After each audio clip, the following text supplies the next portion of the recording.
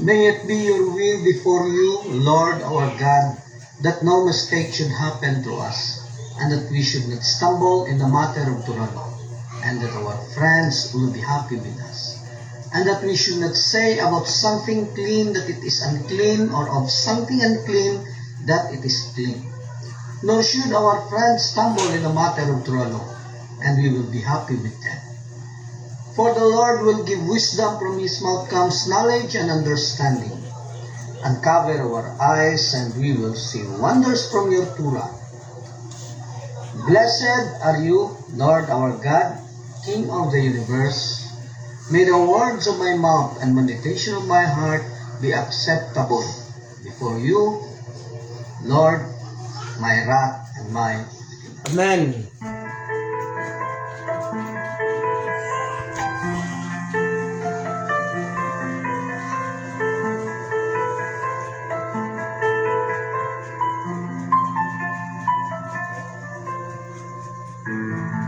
Ikaw akong itinuhan, Adonai ni Abraham, isa atong katong. Ang balaod mo akong giyan, nga ako makitaong kanimo. Ikaw akong gihigugma, Adonai ni Abraham, isa atong katong. Ang balaod mo ang giya, bihinig kinabuhi. Baruch Adonai Elohai Israel, Hashem dayon ka sa kanunay. Baruch Adonai Elohai Israel, Hashem dayon ka sa kanunay. Ikaw lang akong sambahon, Adonai ni Abraham, isa atong katulong. Ang balaod mo mao'y giya, sa dalan sa pagkinabuhi.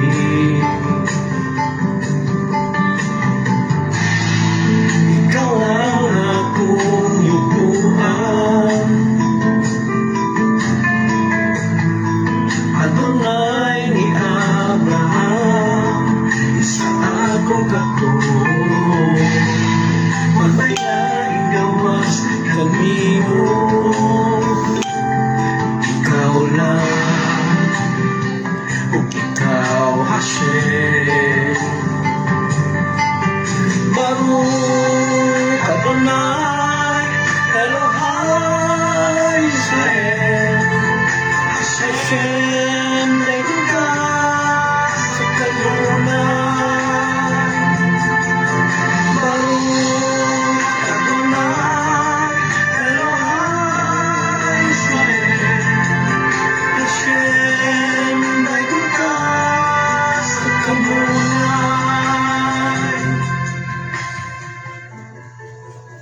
Okay, good evening po, no? Continue tayo dun sa pinag-usapan natin kagabi, dahil patapos na po to, no? After page 26 lang po to, dito na po tayo sa 17, kahit na mabot po tayo dun sa but before anything else, no, I want to offer prayers, no, to dun sa mga po, sandali lang ha, dun sa mga namatay. Okay, prayer for the dead. Dali lang, nahanap ko. Saan ba yun?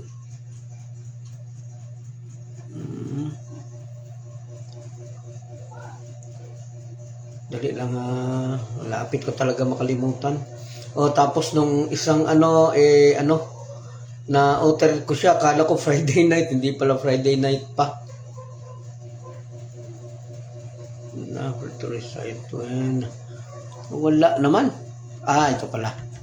Okay. May it be, Lord our God, that the soul of Pam Rogers Batnoak, Ruben Solomon Benoak, Crisanto Buog Senior Benoak, Jolito Ocampo Benoak, Honorio Gonzales Bernardo Benoak, Gregorio Pulgirinas Benoak, Francisca Nisirio Batnoak enjoy eternal life with the soul of the righteous that in God Eden. May this entire lecture bring peace to the soul of Pam Rogers Batnoak, Ruben Solomon Benoak, Crisanto Buog Senior Benoak, Jolito Ocampo Benoak, Honorio Gonzales Bernardo Benoak, Gregorio Pulgirinas Benoak, and Francisca Nisirio Batnoak. All may respond, Amen. Okay? Dito po tayo sa dito po tayo sa topic natin kagabi wherein may babalikan lang po tayo konti tapos diretso na po tayo doon sa mga continue na tayo doon sa topic. Then kung may mga tanong po, wag mo mahiyang magtanong ha. Kasi sa discussion, kaya nga tinawag na discussion dahil po yan siya, changing of experience, changing of ideas, and reasoning. So, ganun po siya. So, kailangan talaga yung mga tanong ninyo. Okay, so, doon tayo banda bumalik sa run after and pursue mitsuhut. Run, takbuhin mo daw kung sa explanation pa na sinundalo, magmadali at hanapin ang mitzvot. Okay? So, ito po yung sinasabi na kapag kami mitzvot, may utos, madaliin sa pagsunod. Kasi baka dumaan lang yung utos na yon tapos ang kailangan talaga natin na bawat opportunity na may mitzvot na dumaan, kailangan natin samantalahin. Yun ang tamang word yan. Samantalahin natin habang naandyan yung isang utos. Kasi kapag daan lang yan siya ng daan tapos wala kang ginagawa, baka doon yan dumaan sa ibang tao kasi akala niya hindi siya importante doon sa iyo. Kaya napaka-importante po na gawin talaga natin yung mitzvot. Yun kung kaya. Gaya nga na pag-usapan natin kagabi na kapag medyo lesser ang reward ng isang mitzvot, pero nasimulan mo na siyang gawin, kahit na may malaking mitzvot na dumating, kailangan mo siyang tapusin yung maliit na mitzvot bago ka pumunta doon sa malaking mitzvot. Pero kapag hindi mo pa nasimulang gawin, tapos dumating yung malaking mitzvot, pwede mong unahin ang malaking mitzvot. You can disobey smaller mitzvot or not to do the smaller mitzvot, only to do the higher mitzvot. So, ganun po siya. So, kailangan natin tandaan na pwede ka lang lumipat ng ibang mitzvot kapag tapos ang isang mitzvot. Kapag hindi pa tapos ang isang mitzvot, hindi mo pa nasimulan, tsaka ka pwedeng gumawa ng ibang mitzvot. Kapag hindi mo pa nasimulan yung isa. So, pagkatapos ng malaking mitzvot, babalikan mo ulit yung maliit. If there is still an opportunity. Kapag naandyan pa siya, pwede mo siyang balikan. Okay? So, hopefully, klaro po sa atin yan ha. It is a mitzvot. Isa pong utos. Na kapag ka nag-aral po tayo ng Torah, magpakita po tayo ng excitement. Bale, ang mangyayari po niya, Torah study na. Tayo na, mag-ano na tayo, magsimula na si Brother Yong. So, dapat ganun daw ang mga expression po natin. Hindi yung minsan napipilitan lang, paandarin lang dyan sa tabi, tapos hayaan na, andun na sa labas, pasyal-pasyal na, para lang makita dyan sa ano. So, hindi po siya ganun. Kailangan kapag nag-aaral ka na ng tura, nakikinig ka na, regardless kung ano ginagawa mo, kung pwede, huminto ka sa paggawa mo, para makapokus ka talaga dun sa pag-aaral ng tura, mas maigi. Kasi ang basihan po sa reward is kung gaano kalaki yung effort na in-exert mo para matupad ang isang mitzvot. Kasama doon ang pag-aaral sa mitzvot. Kasama doon ang sunod or paggawa sa isang mitzvot. Nakadepende yan siya kung gaano kalaki ang effort na in-exert. So kung wala kang effort, paandarin mo lang, tapos lakad-lakad ka na, punta ka ng tindahan, kung saan-saan, basta para lang masabi na na nakikinig ka, then ibig sabihin hindi mo talaga siya binigyan ng halaga. Sa ibang sa ibang katuruan, ang tama talagang katuruan yan, kapag ka naandyan na, nakikinig ka na sa Torah, hindi mo siya pwedeng iwanan. Kaya lang sa atin lalo na sa mga babae, wala naman silang obligasyon din talaga na mag-aral sa Torah, pero although walang obligasyon, pero kailangan pa din. Kasi paano nila maintindihan yung takbo, paano nila tuturuan yung mga anak kung wala sila. Pero when it comes to rectification of the soul, ang napakalaking tulong talaga, ang pinakamalaking talaga is yung pagtulak sa partner mo para mag-aral ng Torah. Yun talaga ang pinaka main, pagturo dun sa mga anak, pagtulak para makapag-aral ng Torah. Kasi ang rule ng babae is lang yan siya, limited lang yan siya. Kasi mas madali ang babae makalapit kay Hashem dahil doon sa emotional aspect niya. Sadya kasing emotional yung babae, madali mong paiyakin, at dahil doon, kapag ka humingi siya ng tawad kay Hashem, kapag ka humingi siya ng tulong kay Hashem, mas madali silang marinig kaysa doon sa lalaki. Kasi ang lalaki medyo matigas yung nagdadasal yan, pero for compliments lang minsan. Pero kapag ka napaiyak mo naman yung lalaki, kahit na 10 babae pa, hindi makakatapat doon sa isang lalaki na umiyak dahil sa paniniwala kay Hashem. Yun ang nakaganda. Kasi ang lalaki may tinalo siya. Hindi madali sa lalaki na umiyak. Kapag napaiyak yan, ibig sabihin may tinalo siya. Yung ego niya, yung mismo yung sarili niya, yung ego niya, tinalo niya. Kaya umiyak ka, lalaki mong tao, tapos iiyak ka. Pag napaiyak mo yan, ibig sabihin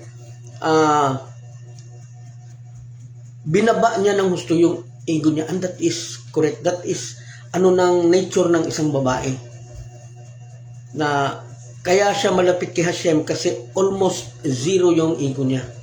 Kaya nga sabi doon sa mga katuruan ng mga rabbi na kailangan kapag andun yung papipiliin tayo kung ano gagawin natin between proactive and reactive, then maybe dapat gawin natin 10 reactive and 90 proactive.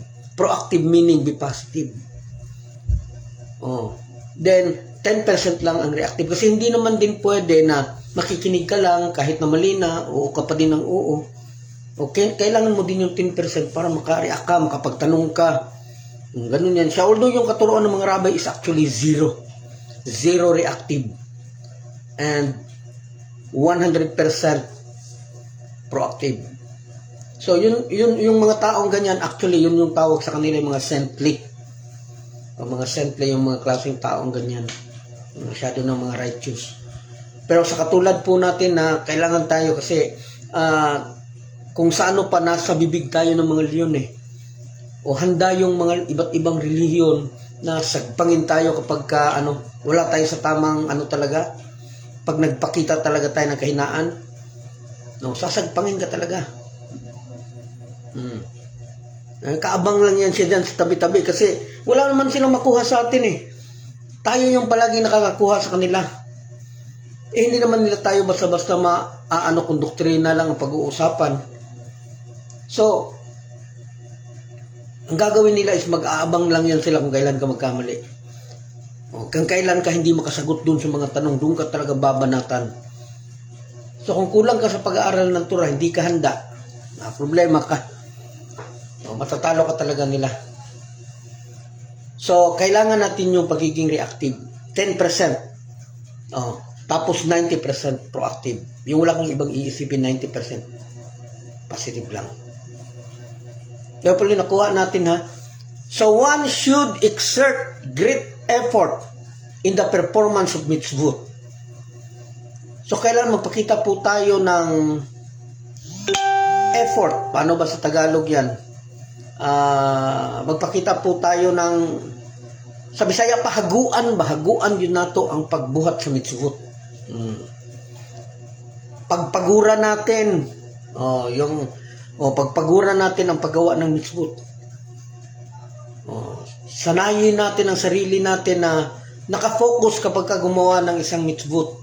Kapag ka nagbigay ka, ang mitzvot dyan, huwag mo titingnan sa mata. Huwag mo talaga tingnan sa mata kasi kapag ka tiningnan mo siya sa mata, magka-core on yan siya ng yung tinatawag na inferiority. Yung taong binigyan mo, kala niya, napakaliit niya kasi binigyan mo siya eh. So kung binigyan mo siya, gaze ka lang para makita mo, alam nga naman nakapikit ka o nakaganon ka magbigay, mamaya doon sa ibang tao mo nabigay. So titingin ka with smiling countenance, with beautiful face, then pagbigay mo, huwag ka natitingin sa mata. Pagtanggap niya, salamat brother, ay, doon ka pa salamat kay So dapat ganon yung gagawin natin, no? One should exert great effort in the performance of mitzvot, for the reward is commensurate with the effort. Paano mo gagawin yung isang utos, tapos relax ka masyado na gumawa, hindi ka nagpapakita ng kahit na anong interest doon sa ginagawa mo, wala. Kagaya ni Cain na andun nga siya, tatanggapin naman yung niya, tatanggapin naman yung alay niya doon kay Hashem. Kasi nasa farming siya eh. Natural yung niya, yung offering niya is andun sa farm, mga bunga ng farm niya. Nagka-problema. Nung naandyan na, nakaready na yung offering, kinuha niya yung mga kinain niya yung mga magagandang fruits. Kasi fruits yung niya, offering niya. Yung magaganda, tingin niya, ganda nito, ang kintab-kintab. So, kinakain niya. Ngayon, yung natural. Natural yung mga pangit. Paano tatanggapin? Gawa ng lahat, tapos bibigyan mo ng pangit? So, kailangan talaga magkaroon ng great effort, no? Kapag gumawa ka ng isang utos. Dahil ang effort is nakabase yan doon sa, ang reward ay nakabase yan doon sa effort na gagawin mo doon sa isang utos. Okay? Hopefully na kuha po natin itong na to. Then one should be eager for the next opportunity to perform a mitzvot. So sasabihin mo, salamat natapos ko ang isang mitzvot na siya, ang isang utos na siya, natapos ko. Kailan kaya susunod? So dapat po ang reaksyon natin yung maging excited tayo ba na gumawa ulit ng mitzvot, gumawa ulit ng utos. Halimbawa, pinakamadali nating is magbigay. Magbigay tayo. So, kailan kaya ako makapagbigay ulit? So, ganun ba? No? One should be eager for the next opportunity to perform a mitzvot. So, actually, ito yung ginagawa ni Abraham. Ito yung ginagawa ni Abraham wherein si Abraham, kapag isang araw wala siyang naimbita doon sa disyerto, malulungkot si Abraham. Malulungkot siya. Kaya, nag-aalala siya kapag walang taong dumadaan doon sa... Kaya yung bahay niya, gumawa po siya ng isang isang kubo na open ang four sides. Bali, gumawa siya ng isang tambayan doon para doon kumain, doon magpahinga yung mga dumadaan. Doon pinapakain niya, pinainom ng tubig. Tapos kapag nagpasalamat, kapag nagtanong yung kumakain, magkano sa amin? So, parang karinderya ang labas ba? O, magkano tong ano namin, nakain namin? So, tatanungin niyo si Abraham. So, gagawin naman ni Abraham, medyo mahal yan. Wala kayang tubig dito sa disyerto. Wala kayang kahoy dito para mapagkunan natin ng fruits. Oh, so, lahat ng pagkain po dito mahal. Itong tubig, ganito po kalaki. Itong fruits na to, ganito po kamahal. So, tatansyahin niya na ngayon. So, kalaki pala. Mahal pala masyado. So, ang gagawin ni Abraham, sasabihin niya, pwede naman niyang libre. O nga naman, mahal nga naman. Pero pwede mo naman yan hingiin doon kay Hashem. Pwede ba yan? Pasalamat ka doon kay Hashem. So, ganun po ang turo ni Abraham. Araw-araw talaga siya nag-aabang ng opportunity na makagawa ng mabuti doon sa ibang tao. Kaya ito po ang ibig sabihin ng one should be eager for the next opportunity to perform a mitzvah. Okay? One should preferably not do a mitzvah without paying. Halimbawa, nagbigay ka ng tinapay, tapos yung tinapay kinuha mo doon sa tindahan, uutangin mo, or sasabihin mo na maya na lang ha, pagbalik ko, it is not advisable. Hindi yan siya pwede. So, ang preferable talaga, ang dapat talaga kapag kapag gumawa ka ng isang mitzvot, isang utos, kailangan bayad yan. Kailangan bayad yan. Halimbawa, gagawa ka ng isang kabutihan doon sa isang tao, bibigyan mo siya ng pagkain tapos hindi mo pa binayaran. So, hindi yan siya pwede. Dapat bayaran mo muna bago mo ibigay para itulong doon sa ibang tao. Okay? So, kung may mga tanong kayo, magtanong kayo ha. Another one should perform mitzvot because of his love of God. Gagawa ka ng isang bagay na utos ni Hashem because you love Hashem. Hindi dahil utos to, natatakot ako na kapag hindi ko to nasunod, baka mapunta ako doon sa impyerno, baka hindi ako maligtas kapag hindi ko nasunod tong utos na to. So, ano po yan siya? Kasi kapag sinabi po natin na gagawin ko itong isang bagay, isang utos na to kasi utos to ni Hashem. Yes, that's good. Utos to ni Hashem, maliban sa utos, takot ako maimpyerno. So, ibig sabihin, meron kang intensyon. Although, hindi masama na mag-isip ng ganyan, kaya lang kailangan yung intention mo din talaga kasi maging tama. Nagagawin ko itong isang bagay na to dahil sobra kong love ang Hashem. Sobra kong love ang God. So, dapat siya ganun. So, one should perform mitzvot because of his love of God. He should not perform a mitzvot simply because it appeals to him or because of some benefit he may derive from it. Kikinig ako ng Torah. Listening Torah is actually part po yan siya doon sa idolatry. Part po yan siya doon sa idolatry. To study Torah. So, ang pakikinig ng Torah is actually studying Torah. So, ngayon, kung napilitan ka lang makinig, dahil si mama, pinapalakasan niya, although yung ginawa ng mama niya, maganda yan, para mapilitan ka talaga. Pero kung susunod ka dahil napilitan ka, then hindi po siya pwede. Kailangan kung susunod ka sa isang utos, kailangan talaga andun yung love kay Hashem. Although may konting bahid na medyo may intensyon ng konti para dun sa sarili mo, pero okay lang po yan kasi ganoon naman talaga. Kaya lang liliit lang yung reward mo. So habang kaya, huwag mag-isip talaga ng reward. Huwag mag-isip ng kapalit. Basta gawa kasi yan lang kasi ang utos ni Hashem. Hindi siya nag-utos, gawin nyo ito para maligtas kayo, gawin nyo ito para magkaroon kayo ng grasya. Hindi na ganun ang Hashem. Although pinag-usapan na meron talagang blessing, Pero hindi ibig sabihin na yun na lang ang gagawin mo dahil dun sa dahil dun sa blessing. Okay? One of Binuak, paano yung gasto sa handa na inutang. Okay, ganito po yan.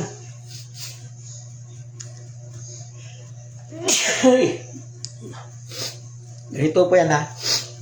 Halimbawa, magkaroon ng birthday. Kung walang pera, tapos mangutang para lang ihanda, wag na lang maghanda. Kasi yung birthday, hindi naman yan biglaan eh. Hindi yan siya biglaan. Ano yan siya? Naka-schedule lang siya. Halimbawa, birthday ko, August 19. Malayo pa, alam ko na yung birthday mo. Alam ko na yung birthday ko. So, kailangan maghanda ako, malayo pa. Ngayon, kung paano-ano ka, urada-urada, yun, mahirapan ka talaga. Kasi kailangan mo mangutang. Wala kang plano para sa birthday mo, tapos gusto mo maghanda. Ang resulta, mangutang ka talaga. Wherein, hindi naman masama ang mangutang. Kaya lang, may ano kasi yan eh, kapag ka di mo nabayaran yan, hindi ka talaga makakapunta doon kay Hashem. Hindi ka makakasama doon sa dito sa ulam haba. Ang utang talaga dapat yan siyang bayaran.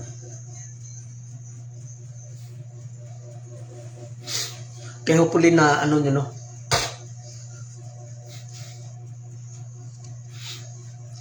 So he should not perform a mitzvot simply because it appeals to him or because of some benefit he may derive from it. Gaya ng ginagawa ng Iglesia ni Cristo.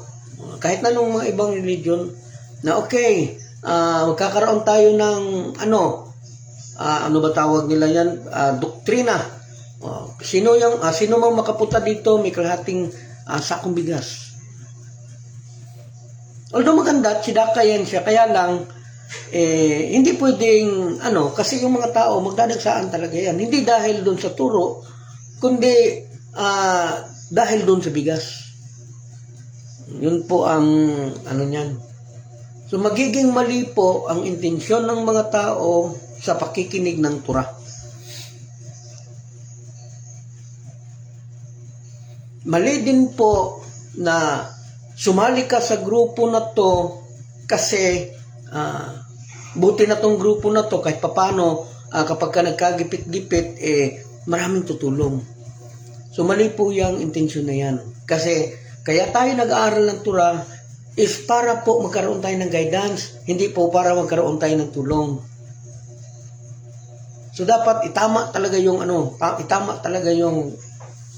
natin. Kasi pag nagkaroon po tayo ng talaga ako.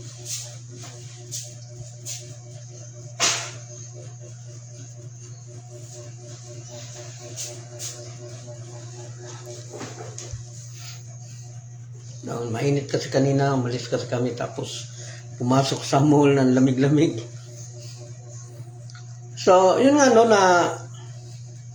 kailangan natin na yung walang halong intensyon ba sa paggawa ng Torah. Kailangan gagawin mo itong isang bagay na to, itong utos na to, dahil obligasyon ko to na gawin, utos to ni Hashem. And I love Hashem. Dapat ganun yung mindset natin. Hindi dahil kasi gusto kong maligtas. Christian idea yan. Di ba? Maraming beses ko na sinabi talaga sa inyo na huwag na lang kayong gumawa ng utos ni Hashem kung ang sadya lang ninyo ay maligtas. Kasi hindi yan ang dahilan kung bakit nabigyan tayo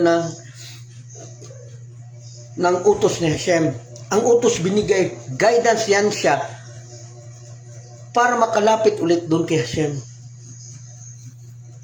Hindi para magkaroon tayo ng hopefully ma-digest nyo yun ng maayos kasi karamihan po sa atin kaya sumasali sa mga ganito kasi gustong maligtas. Kaligtasan po is hindi po yan problema, susunod lang yan kapag nasunod mo yung gusto ni Hashem.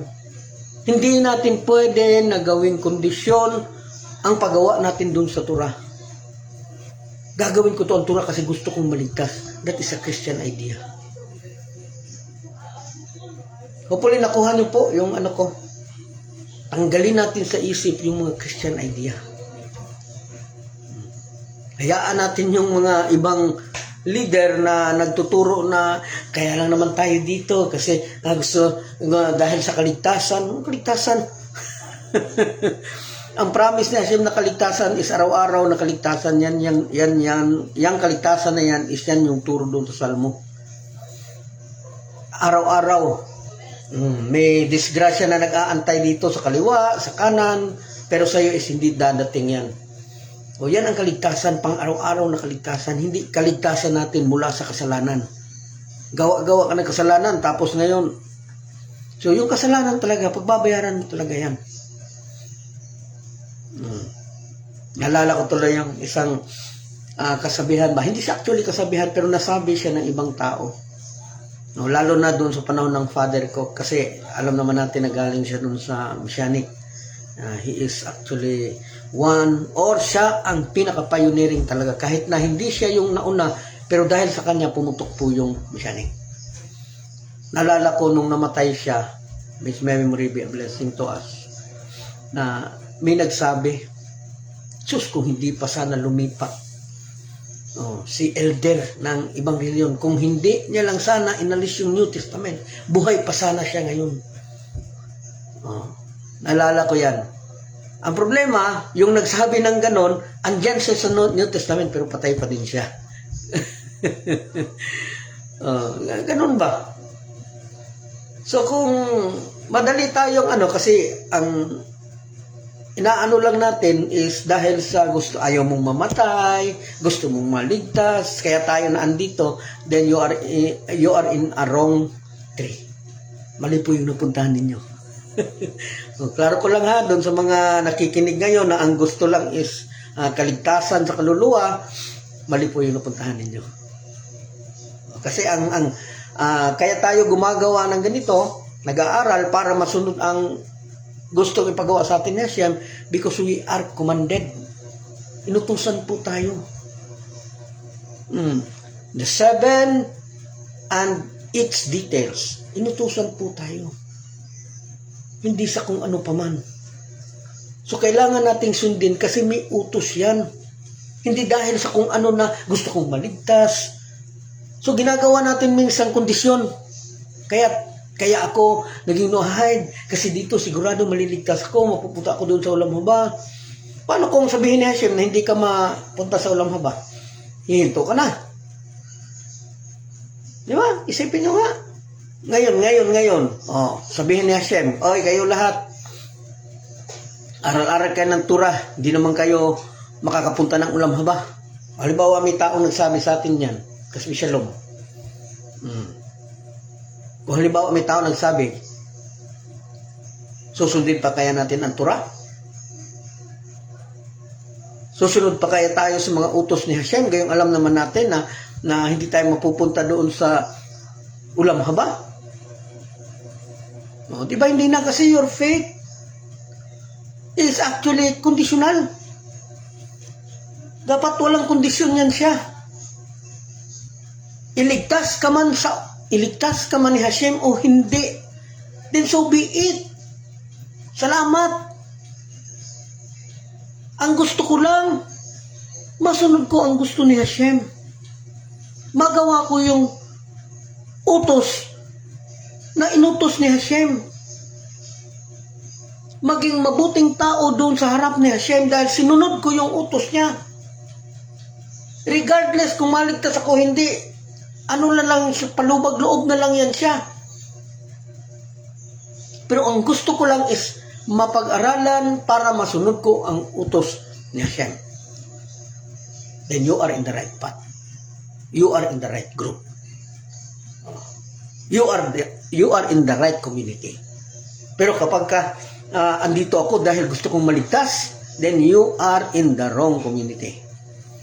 Doon ka dapat sa Christian because that idea is actually from Christian. Kaya mali yung sinasabi ng mga Christian, o yung iba nagsasabi sa atin, pag di kayo naging wahid, patay kayo, impyerno kayo lahat. O hindi kayo maliligtas, hindi kayo makakapunta ng ulang haba. Mali po yan siya. Huwag talaga natin gagawin yan. Kasi kapag ginawa natin yan, ang mangyayari dyan is tayo ang nagturo sa kanila na gawing kondisyon ang pagsunod para lang maligtas.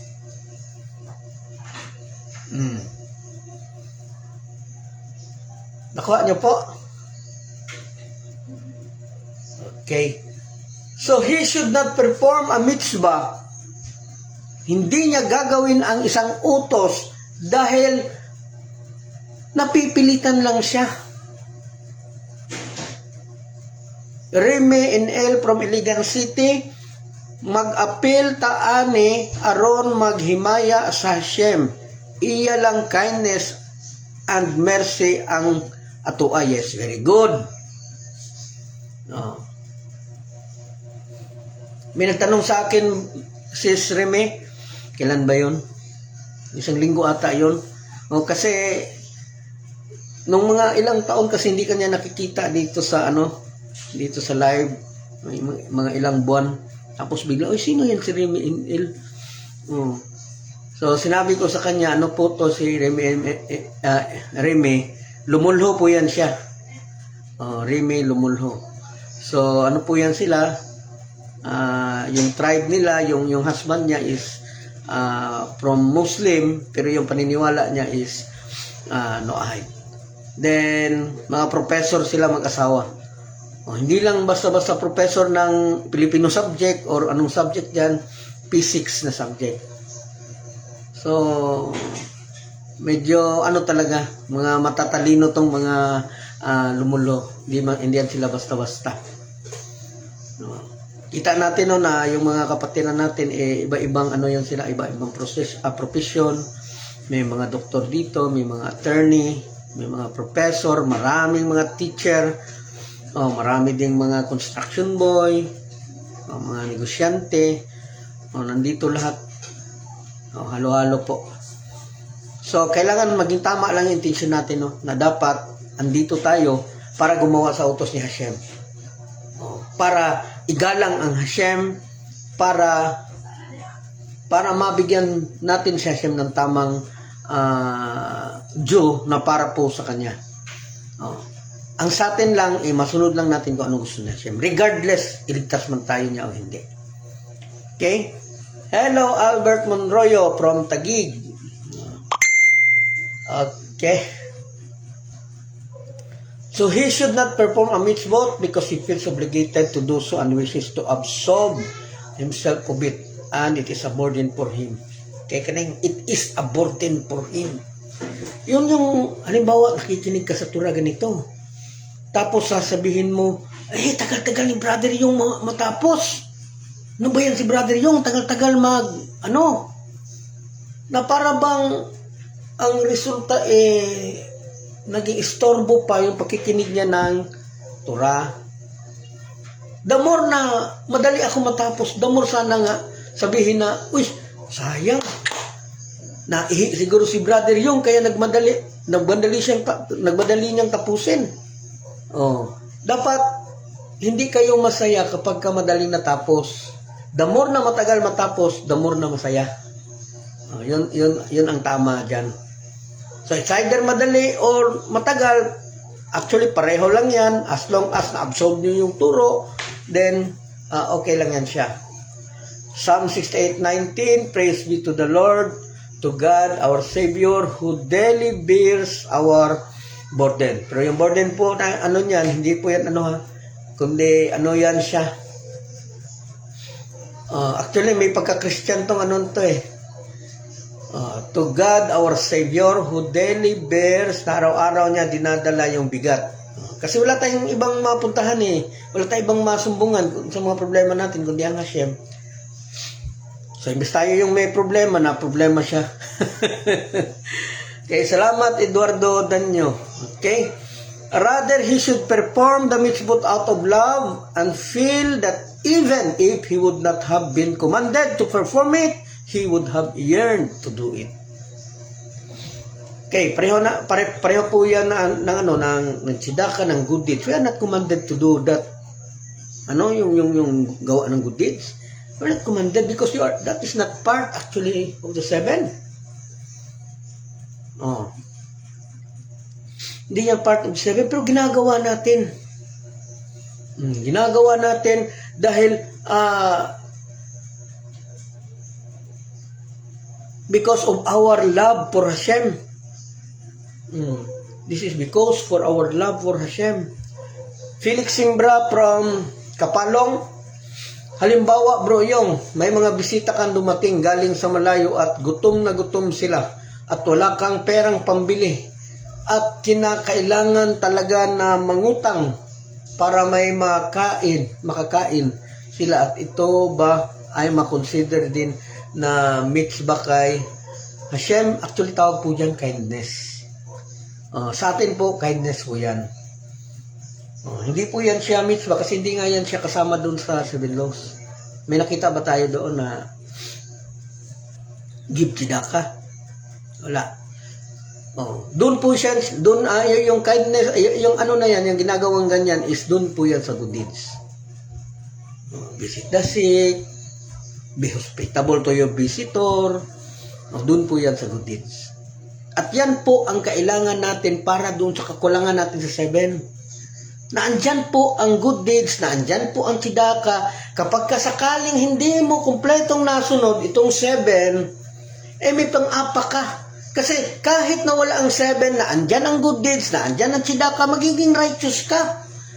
So kung hindi ka ma-righteous sa 7, kasi bago ka ma-righteous dito, kailangan mo muna siya gawin perfectly.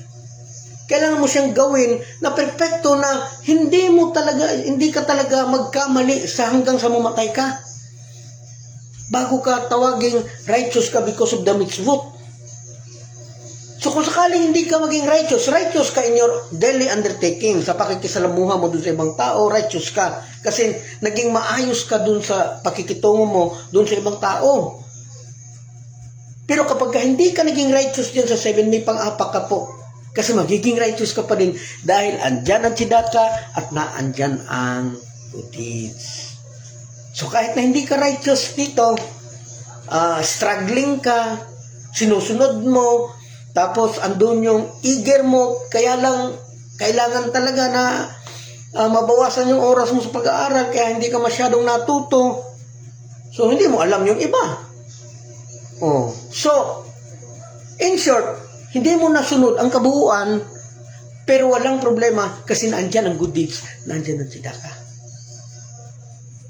So, bali yun sila ang kapalit kapag hindi mo nakumpleto ang 7. Pero kapag ka nakumpleto mo yung 7, tapos wala ka namang opportunity magbigay dahil mahirap ka. Wala ka namang opportunity na gumawa ng good deeds kasi ikaw lang mag-isa, walang ibang tao. So, your only option is to do the 7. Hopefully, nakuha niyo po yung na may utos, 7 and its details. Kapag hindi mo nasunod, hindi masyadong problema kasi magiging righteous ka pa din dahil dun sa tzedakah at sa good deeds. Kaya hopefully nakuha niyo po yung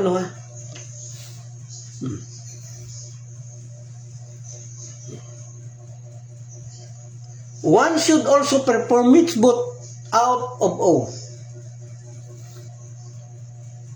Okay, ito pong out of awe, medyo napakalalim po itong awe, no?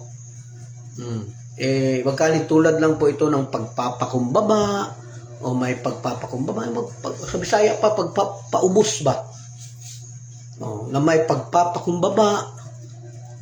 So ito po yung, kapag gumawa ka po ng isang utos, kailangan humble ka.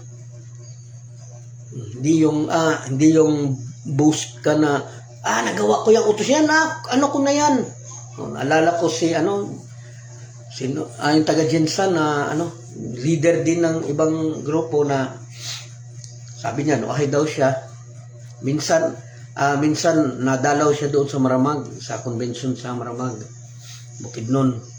Ngayon, nung mag-usap-usap na doon siya, sabi niya, yung mga Hudyo na yan, kung stricto sila, mas stricto ako sa kanila. Sobrang nayabangan ako doon.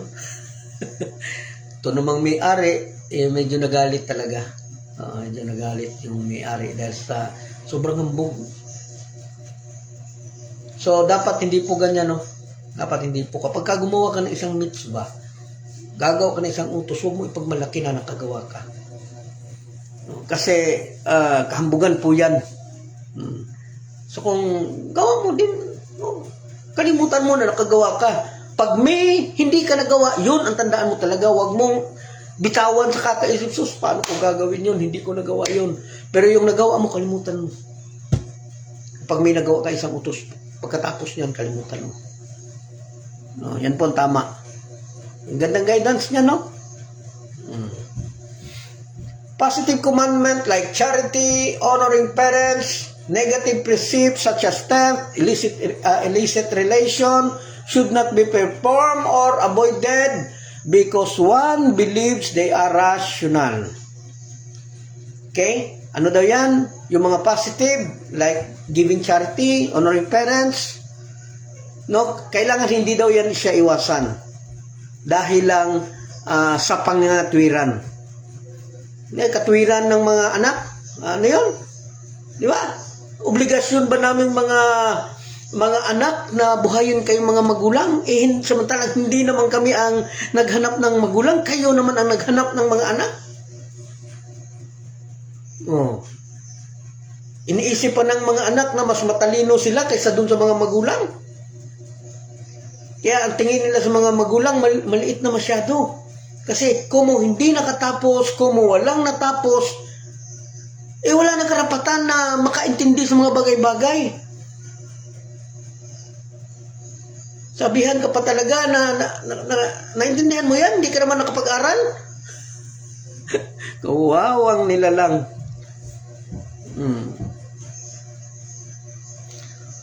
Precepts such as theft, illicit personal relation should not be performed or avoided. Yung pagnanakaw, yung pag-ano ng mga bakla, ng mga tumboy, wag daw gagawin. Hindi mo din kailangang iwasan dahil dun sa mga kanya-kanyang katwiran. Kasi kapag iniwasan mo yan, wala kang masusolve na problema.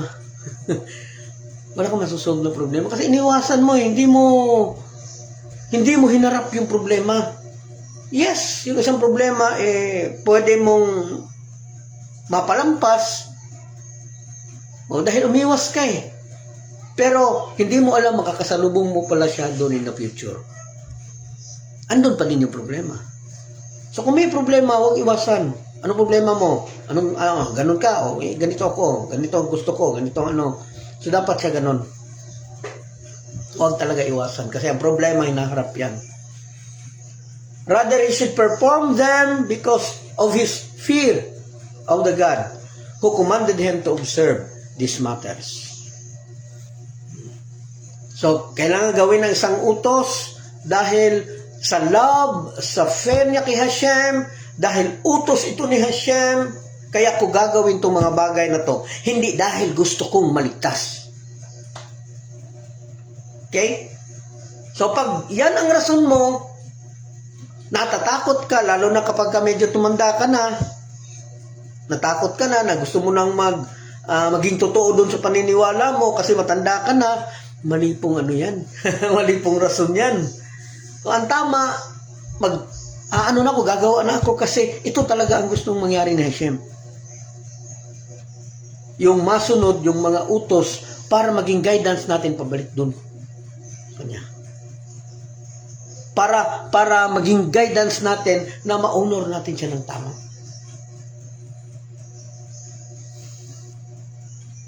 Hopefully naintindihan po natin to no?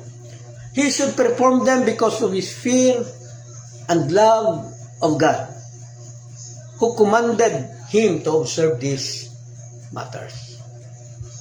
Okay? So, one must perform a mitzvot even if he has to spend a tenth of his wealth.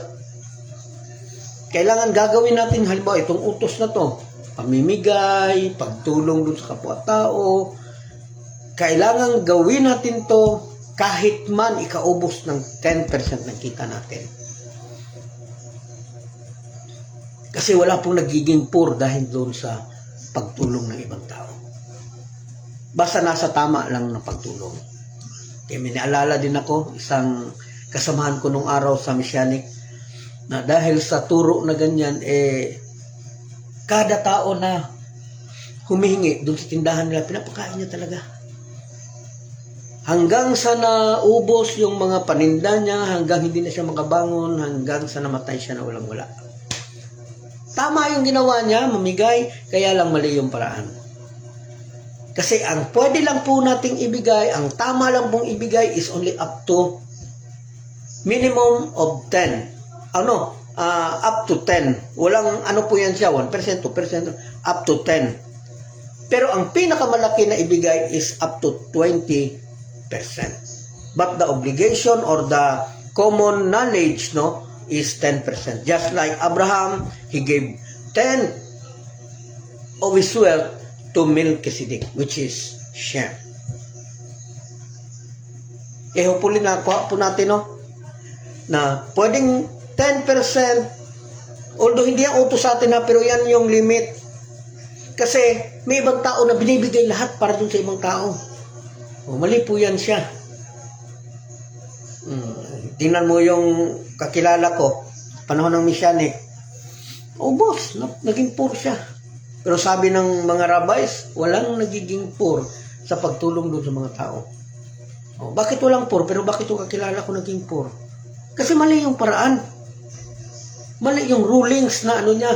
Basta bigay siya ng bigay, may blessing Hashem, Hashem bahala. Tingnan, poor, namatay na poor, walang-wala. Kasi may tamang proseso po yan. So sa kayamanan mo, you can give 10%, at least 10%. Pero hindi mo yan pwede ibigay sa isang tao. Pwede mo yan siyang ibigay doon sa magkaiba kasi marami ang nangangailangan. Then, pagkatapos niyan, halimbawa, gusto mo talagang magbigay ng more doon sa 10, 1%, 2%. Kung gusto mo magbigay ng more, hindi po pwede na ibigay lahat. Up to 20% lang po. Kaya lang hindi yan naintindihan ng karamihan na gustong magbigay. Kasi yung 20, kapag gusto mo talagang magbigay na kaya mo ibigay lahat doon sa gusto mong tulungan, mali yun. Kasi ang ano po dyan, ang tradisyon po dyan is only up to 20% lang po. Kasi kawawa kapag naubusan ka. Sabi nila may blessing si Hashem. Totoo may blessing. Doon sa mga open ang gate ng blessing. Paano kung sarado yung gate ng blessing mo tapos bigay ka ng bigay, ubusan ka. What is the way? Anong paraan para maging open ang gate of blessing? Then you need to learn to give. Because the law said, you give in order to receive. You give to others in order para makatanggap ka din. Okay? We must spend all his wealth in order to avoid transgressing negative commandment. Kapag ka yung negative commandment, huwag pumatay, huwag magnakaw, kung kinakailangan, ubusin mo yung pera mo para hindi ka lang makapagnakaw. Para hindi ka lang maka-worship ng idolatry. Gawa ako ng building sarili ko. Bahala na. Basta ka hindi lang makasamba dyan. That is the proper way of spending your, kahit na maubos pa. 1 meal a day for tzedakah. Okay na po ba yan? At in every time possible na may opportunity na pwede ka pong magbigay, mas maigi po. Pero hindi po natin yan siya ginagawang voluntary kasi alam naman natin na doon sa mga nanghihingi may problema din kasi ang iba dyan, ginagawa na nilang hanap buhay. Hindi talaga sila totoong nangangailangan. Mga sindikato yung iba dyan, lalo na doon sa Manila. Mga sindikato ang iba dyan. May mga naghahawak dyan ng mga tao na itatagtag lang yan sila kapag umaga, kukunin din kapag gabi. Okay? Which is better, to die poor or to die rich? Depende yan sa iyo, brother. If ako, it's better to die rich. Bakit? Kasi kapag ka namatay ka, naging mayaman ka, marami ka kasing opportunity na makapagbigay. Hindi ko mo nakapagbigay ka, hindi ka na mamamatay, patay ka pa din. So it's better to die rich kasi andun yung opportunity talaga na pwedeng magbigay. Huwag lang lalampas sa 10. So kung may desire ka talaga na bigyan pa siya more, then up to 20% lang. Hindi mo pwedeng ibigay lahat.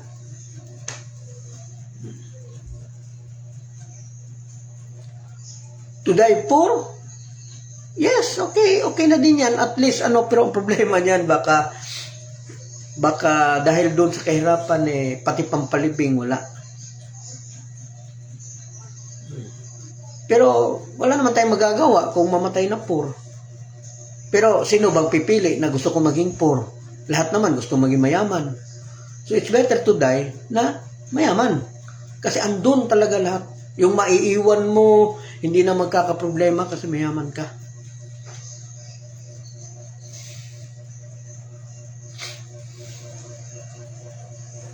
Okay?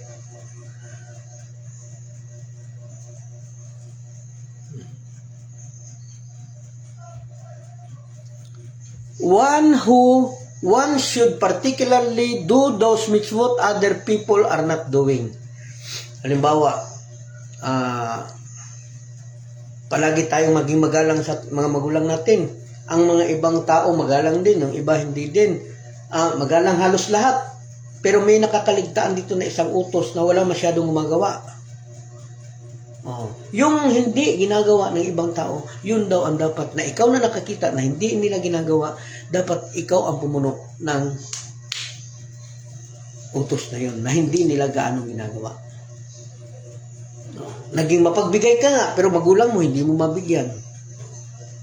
So kung tingin mo na naging mapagbigay siya, pero naging pabaya siya doon sa magulang niya, then ikaw na nakakita, dapat ikaw yung mag-initiate na tumulong doon sa magulang. Yun ang siguruhin mo. Kasi marami namang gumagawa na tumulong doon sa iba. Pero itong pagbigay doon sa mga magulang, minsan nakakalitaan ng mga anak.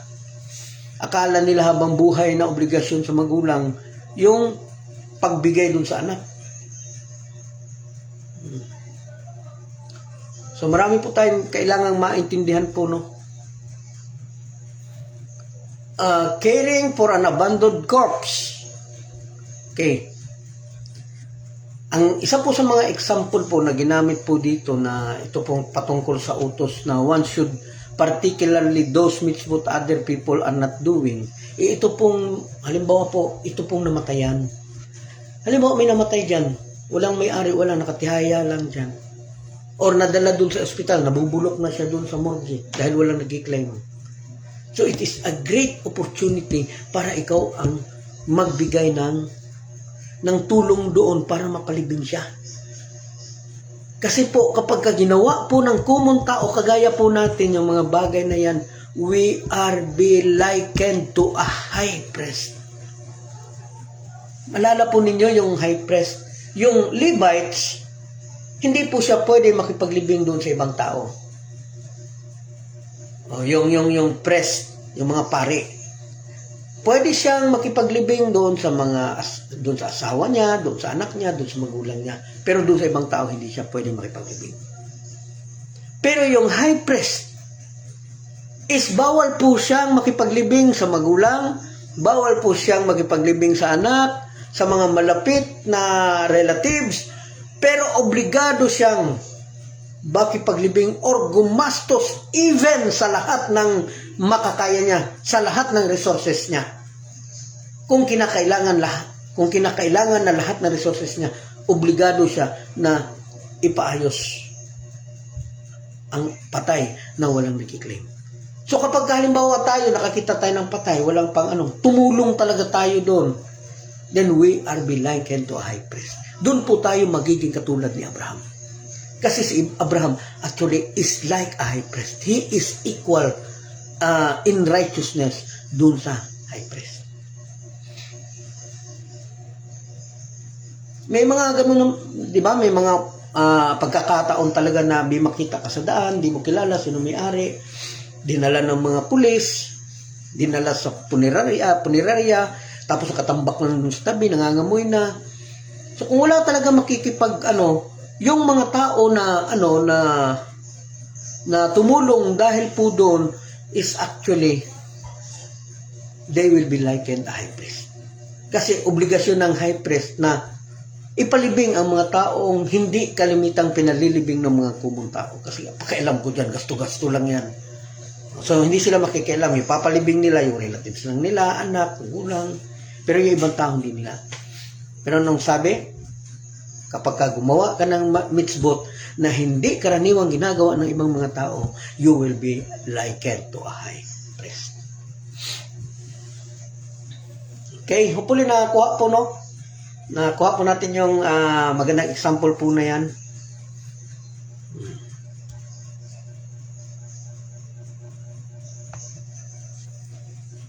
Things may ascend in righteousness but may not descend from righteousness. Halimbawa po, you are now, nag-excel ka na, you are now excelling in doing mitzvah. Gumaganda na yung takbo ng karir mo kasi sunod ka ng sunod dun sa mitzvah. So hindi ka po pwedeng mag-descend, hindi ka po pwedeng patras. Pagpatuloy mo lang, dahan-dahan lang. Kung medyo pagod, magpahinga ng konti, hindi kasalanan magpahinga ng konti, tayo ka lang dyan. O kapag ka nakapag-ipon ka na ng lakas, bit-bit uli ng balde, dahan-dahan na naman sa paglalakad, abante, huwag ka lang talaga umatras na aabot pa sa point na babalik ka talaga doon sa Christian. Yun ang pinaka-worst. Kasi andyan ka na eh. You believe Hashem and yet you go back to Christianity, you go back to idolatry. So ano mangyayari sa iyo niyan? Hashem expect you more. Iniisip na Hashem, ikaw dahil alam mo kung ano ang Torah, so nag-i-expect ako ngayon na makagawa ka ng maraming Torah. Ang problema, hindi Torah ginawa. Bumalik talaga doon sa Christian dahil lang sa mga bagay na hindi niya makuha doon sa sinasalihan niya. So, napakahirap po niyan. Huwag po tayong sumakay sa mga ganyang klaseng tao. Kasi kapag sumakay po tayo sa mga ganyang klaseng tao, may posibilidad na madadamay tayo doon sa ano niya. Kasi curse yan. Andiyan ka na sa totoo. Kung sa kasabihan pa ng mga bugoy-bugoy, kasabihan pa ng mga tao na medyo nasa kalye, sasabihin nila, sayang, pera na sana. Naging bato pa. Parang ganun yung sitwasyon. Andito ka na sa Noahide, andito ka na sa paniniwala ng Judaism, and yet to go back talaga doon sa Christianity. Wawa. Okay, Jason bin up. Wawa talaga. Hindi nag-isip talaga ng tama. Object used for a mitzvot may be thrown away once their mitzvot is over. However, they must not be used for secular purpose. Halimbawa,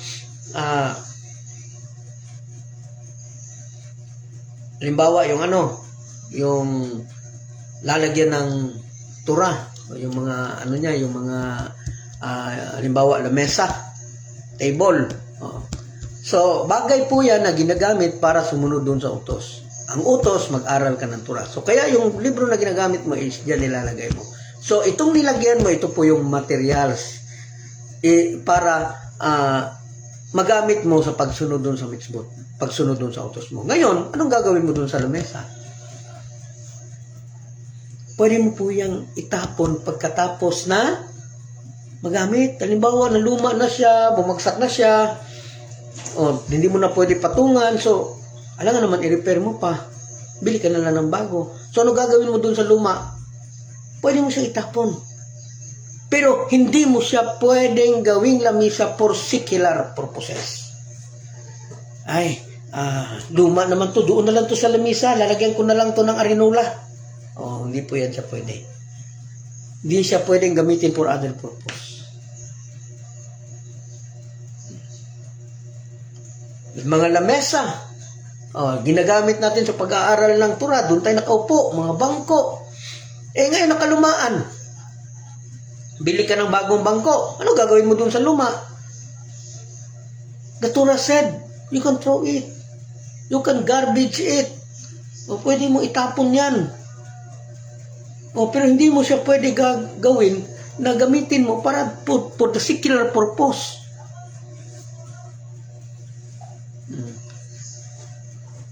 So, hopefully nakuha po natin no na so pwedeng gamitin para sa service ni Hashem, pero kapag wala na siya, luma na, tapos kailangan ng palitan, so yung gagamitin mo, yung ginamit mo is pwede mo itapon, pero hindi mo siya pwedeng ipahiram sa kapitbahay kasi doon mag-ihaw para sa pista nila. Hindi mo siya pwedeng gamitin para doon sa ibang bagay. So kung hindi mo na ginagamit, tapon mo na. Pero hindi mo siya pwedeng gamitin para doon sa isang bagay. Okay? Hopefully nakuha po, no? Pwede ding balutin, aside na itapon, pwede ding balutin lang, isafe lang doon sa tabi, pwede ding sunugin. Pero ipahiram doon sa kapitbahay para lalagyan nila ng mga lulutuin nila doon sa para sa idol nila, or gagamitin ng ibang tao para sa personal purpose nila, hindi po siya pwede. So these two should be packed away and burned. Okay? It is forbidden to add a new mitzvot to the existing mitzvot. Halimbawa, may isang mitzvot, utos. Tapos, idagdag natin to dyan. Hindi po yan siya pwede. Let Esla from Manila. Bro, yung paano kung nakita mong pinulot ng iba, tapos ginamit nila at inayos. Doon ang problema. Kasi hinayaan mo na pwede pa siyang magamit. So kung para maiwas talaga na hindi magamit ng iba for other purpose, it's either itapon mo or sunugin mo or ibalot mo, ilagay mo na lang doon sa tabi, tambak mo doon sa budiga, pwede yan siya.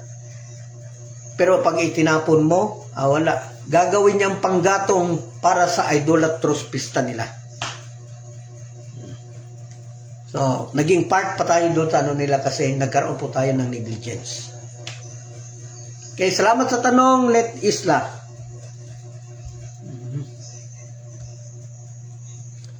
The one who performs mitzvot properly will know no evil.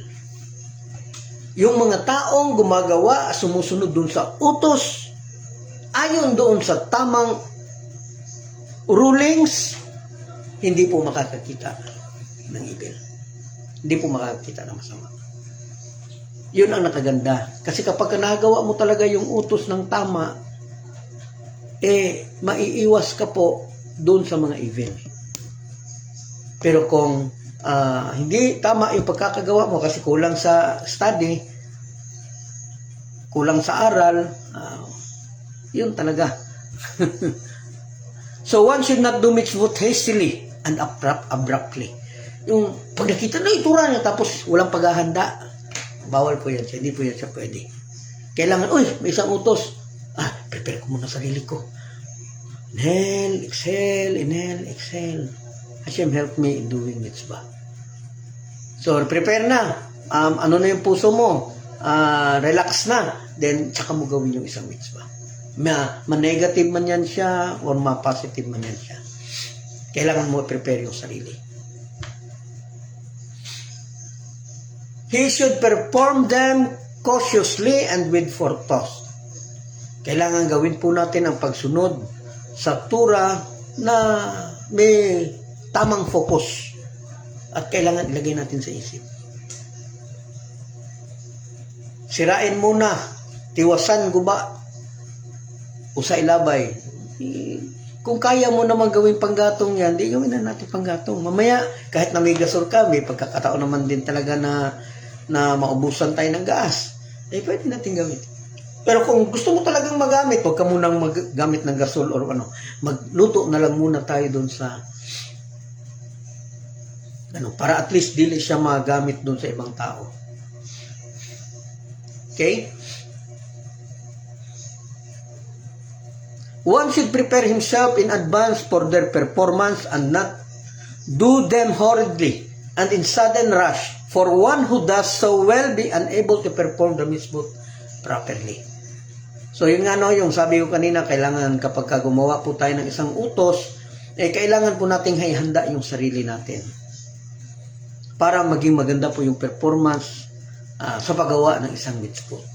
Di ba sabi ko, bago tayo sumabak sa paggawa ng isang mitzvot, inhale, exhale, kailangan ma-relax mo muna yung sarili mo para magawa mo siya ng tama. Okay? So, hopefully, natapos din natin. No? So, bukas po ng umaga, ang pag-aaralan po natin is ang rulings ng Tzedakah. Okay, may mga tanong pa? Wala na siguro, no? So, bukas po, Tzedakah po tayo kung paano ang proper sa pagbibigay ng Tzedakah. Pero kung mga ano po kayo, may mga Bet Midrash po kayo, wag po kayong wag po kayong makinig sa tura muna o mag-review na lang kayo sa gabi or pagkatapos ng ng services ng mga Bet Midrash ninyo. Kay unahin muna natin kasi pwede yan magbigay ng lumamig yung doon sa pag-aaral ng Torah doon sa loob ng Bet Midrash. O gaya ng Cebu. So wag muna kayo makinig ng Torah bukas ng umaga. Pwede after na lang or pag-uwi kinagabihan. Kaya review na lang. Anyway, may Torah study man din tayo sa gabi if Hashem permit. Okay? Pwede po yan. So hanggang sa susunod po. Okay, gandang gabi. Aga natin natapos ngayon kasi na lang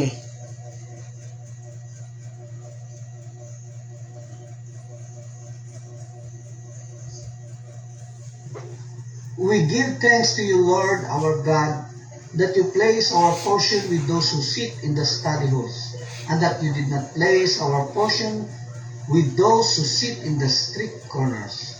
For we wake up early, and they wake up early. We wake up early for words of Torah, and they wake up early for empty words. We work hard, and they work hard. We work hard to get reward, and they work hard and do not receive reward. We run and they run. We run to life, in the world to come, and they run to the pit of destruction. Amen. You who dwells in the shelter of the Most High, who abides in the shadow of the Omnipotent. I say of the Lord, who is my refuge and my stronghold, my God in whom I trust, that he will save you from the ensnaring trap, from the destructive pestilence. He will cover you with his pinions, and you will find refuge under his wings. His truth is a shield and an armor. You will not fear the terror of the night, nor the arrow that flies by day, the pestilence that prowls in the darkness, nor the destruction that ravages at noon. 1,000 may fall at your left side, and 10,000 at your right, but it shall not reach you. You need only look with your eyes, and you will see the retribution of the wicked, because you have said, "The Lord is my shelter," and you have made the Most High your haven. No evil will befall you, no plague will come near your tent. For he will instruct his angels in your behalf to guard you in all your ways. They will carry you in their hands, lest you injure your foot upon a rock. You will tread upon the lion and the viper. You will trample upon the young lion and the serpent. Because he desires me, I will deliver him. I will fortify him, for he knows my name. When he calls on me, I will answer him. I am with him in distress. I will deliver him and honor him. I will satiate him with long life and show him my deliverance. Amen.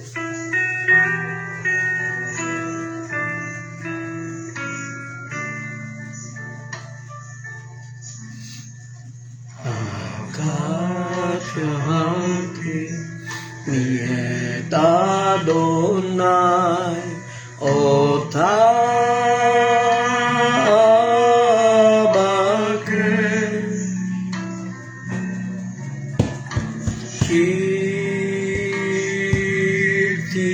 bevet Adonai Kol Yamekaya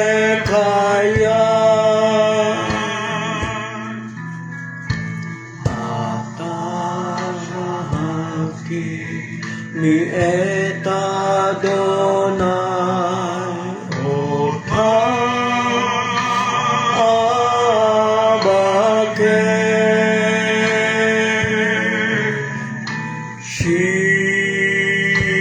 Shiti bevet Adonai Kol Yamekaya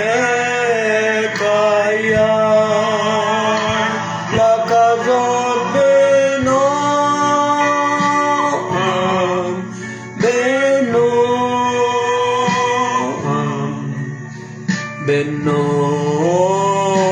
Benoam Adonai Lakazot Benoam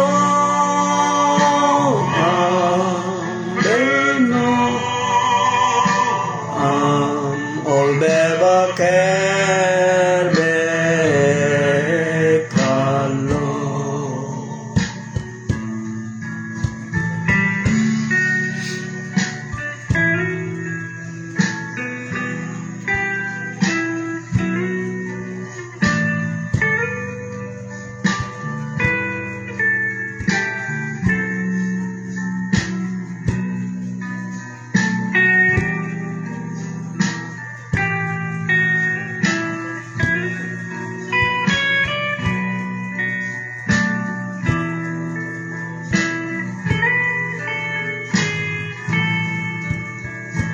Lakazot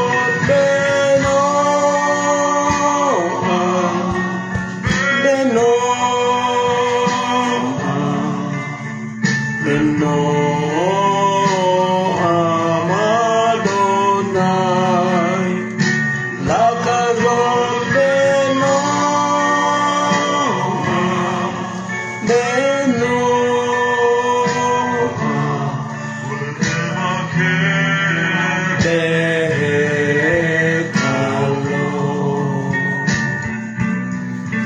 bebaker behekalo. Good evening po, magandang gabi po sa lahat.